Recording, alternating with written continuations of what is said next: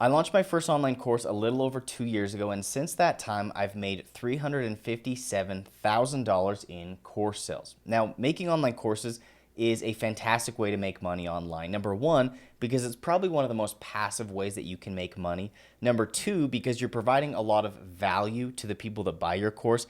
And number three, there is very little overhead in making these courses. So once you make the course, when people purchase that, most all of that money goes into your pocket. And so what I want to do in this video is talk to you about everything that I've learned over these past 2 years, from creating my online course and finding the best ways to sell it and creating real value that people want to spend their money on. Plus, I want to talk at the end about how you can make and sell online courses without coming across as spammy or like a untrustworthy guru. So let's dive into it. So the first thing that I learned about making an online course is you don't just want to dive in and make a course without having someone to sell it to. You need to have some sort of audience or a plan of how you're going to reach people that are going to end up buying your course. For me, I started building my online audience in two different places. I had a Facebook group with a few thousand people that were specific to the type of course that I was creating. And number two, I had my YouTube channel here. Now, when I first launched my course, I only had a few thousand subscribers, so you don't really need a huge audience to get it started,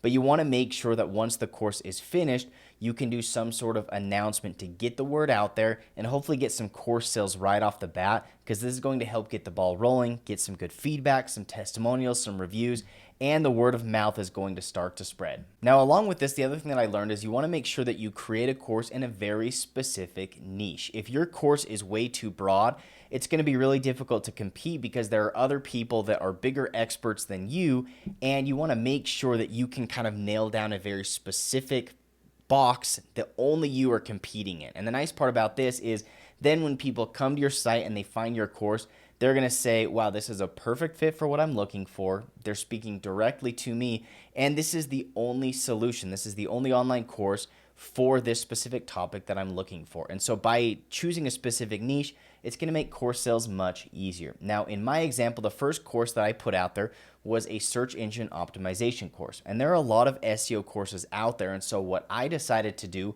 was, rather than just make a general SEO course, I made an SEO course specific to Webflow, which is a web design platform. And the nice part about this is it was a more specific market. It was the only course of its kind, and it's been a lot easier to scale in a smaller box, a smaller industry, rather than competing with a lot of the big dogs. Now, if you have an audience, the best way to get this whole process started is by doing pre-sales. Pre-sales is a really cool way for you to basically sell your course before you put the time, effort, and money into building it. Now, this might seem a little bit sketchy, but there is a really good, honest way to do this. And the best part about pre-selling a course before you make the course is you can see what type of demand there is for the course. You can gauge people's interest. And if you sell enough, you're basically getting paid beforehand to build a course. Now, there are a few things that I want to make sure that you understand about this.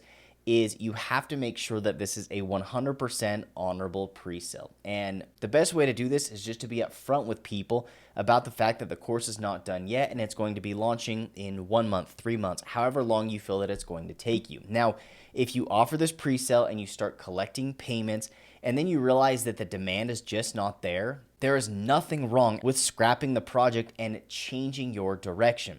The important thing is you've got to make sure to refund those payments. You cannot collect payments on a pre-sale and then keep those payments and then not deliver on what you promised. And so if you're going to do this pre-sale, make sure you're upfront with people. Let them know what's going to be inside your course when it's going to launch. You can kind of feel out where the demand is and the interest is. And if you feel like there are enough people from your audience that are interested in it, you can go ahead and keep those payments and go ahead and move forward on creating the course. Now, one thing that's been really, really important for me since the beginning is I did not want to become one of those people that we see on Facebook ads where they are the online gurus saying, hey, take my course and you can make $1 million in the next 3 months. And it just seems really gimmicky. And I think because of those people, online course creators or online education platforms have kind of gotten a bad rap because people just think that you're trying to scam them for their money. And because of this, I've tried really, really hard to make sure that I'm not selling a course on any type of gimmick. Rather, I'm selling a course on a very specific type of skill or tactic or strategy or something that truly has measurable results and that I know people are going to be happy with once they finish the course. And so my course on SEO, rather than telling people I'm going to make you $1 million in the next 6 months by offering SEO services, which probably would sell better, I'm telling people I'm going to teach you how to run an SEO campaign and increase the rankings on your websites. And then I'm going to teach you how to offer SEO as a service. And so I'm being really clear about the skills that I'm going to teach them. And then I know in my heart that what I'm teaching them in the course is truly valuable. And I'm teaching them the best strategies and things that I have learned from experience.